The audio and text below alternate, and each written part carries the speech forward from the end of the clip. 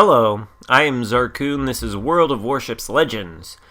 Got a level 16 JoJo on the screen here, Azerlane, Hipper, and Cunningham as inspirations. This is the build that the star of today's video is using on the Tier 7 premium French battleship Jean Bart. And the star of today's video, RootyRooKangaroo.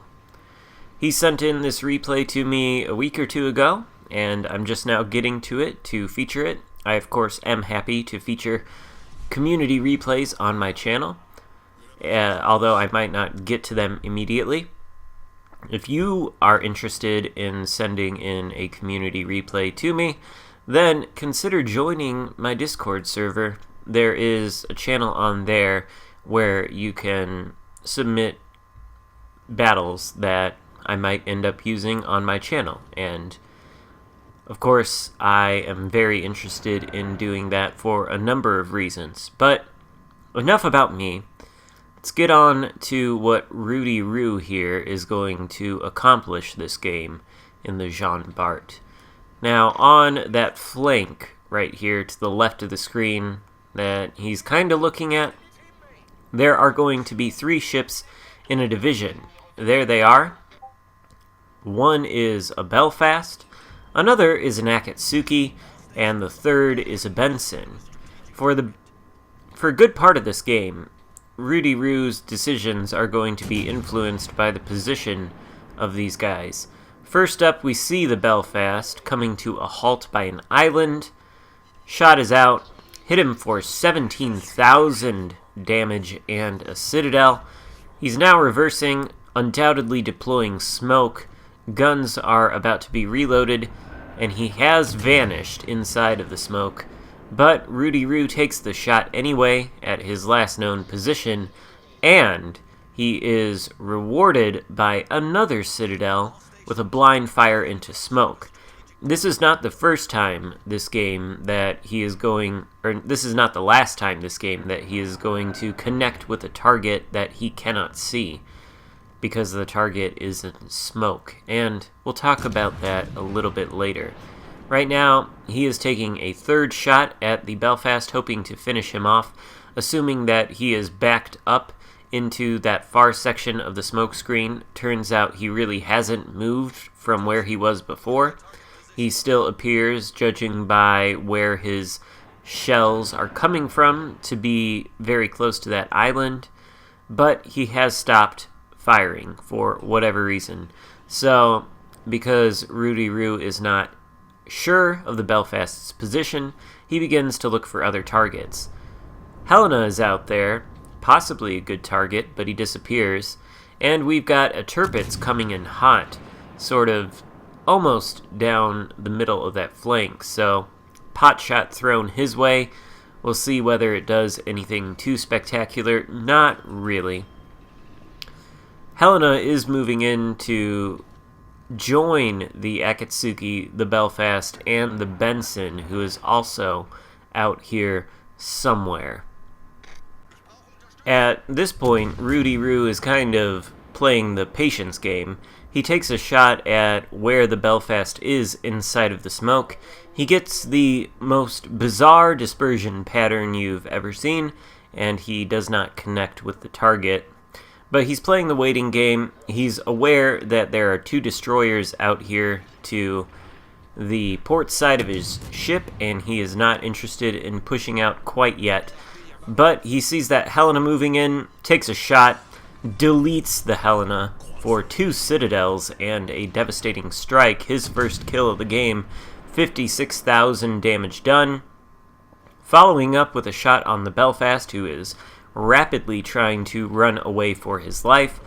The Belfast does get away, but the Tirpitz now is making a full-on suicidal push right down the middle of the map, exposing himself to crossfire from both RootyRoo here and his teammates on the other side of the map.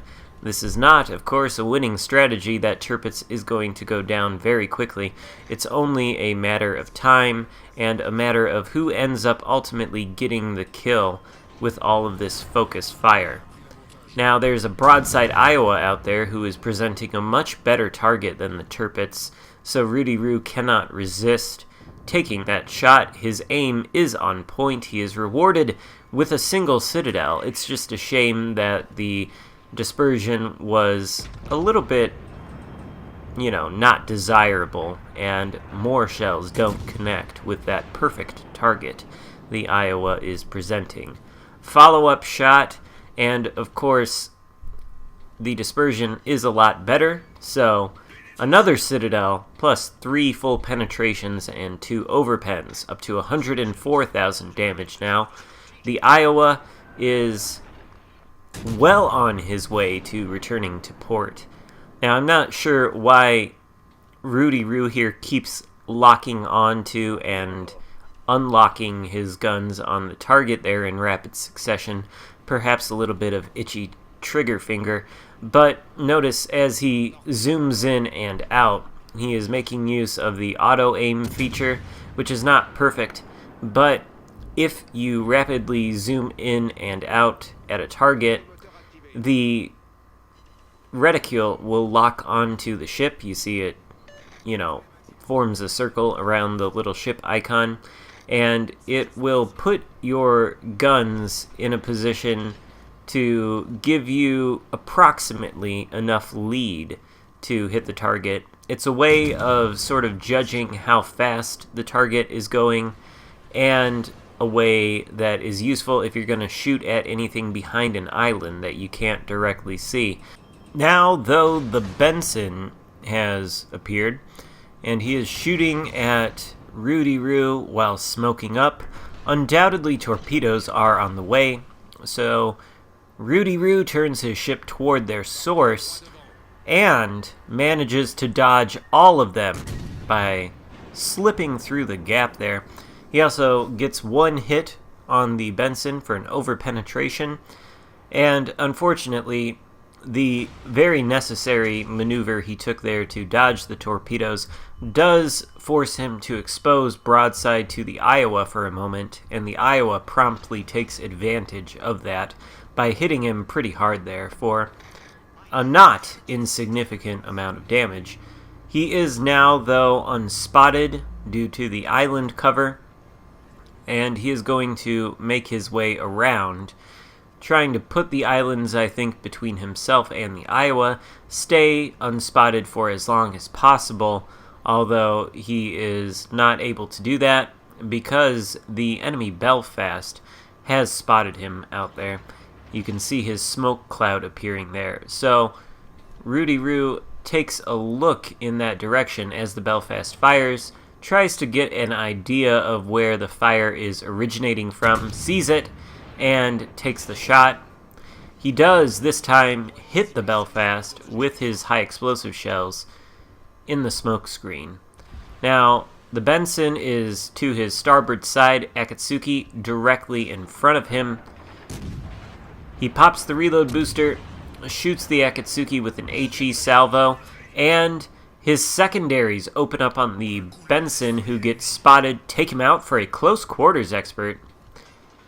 RootyRoo himself is still spotted due to the smoke firing penalty on the Jean Bart and the Akatsuki right in front of him, but he should probably drop spot right about now, and he does.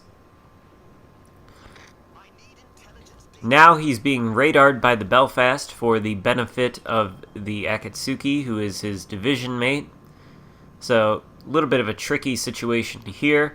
We know the Akatsuki did just fire his torpedoes recently, but the Akatsuki does have a very quick reload time relative to other destroyers for its torpedoes.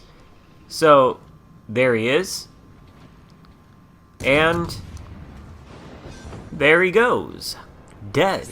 That just leaves the Iowa and the Belfast. Now, unfortunately, the Akatsuki did manage to launch all of his torpedoes.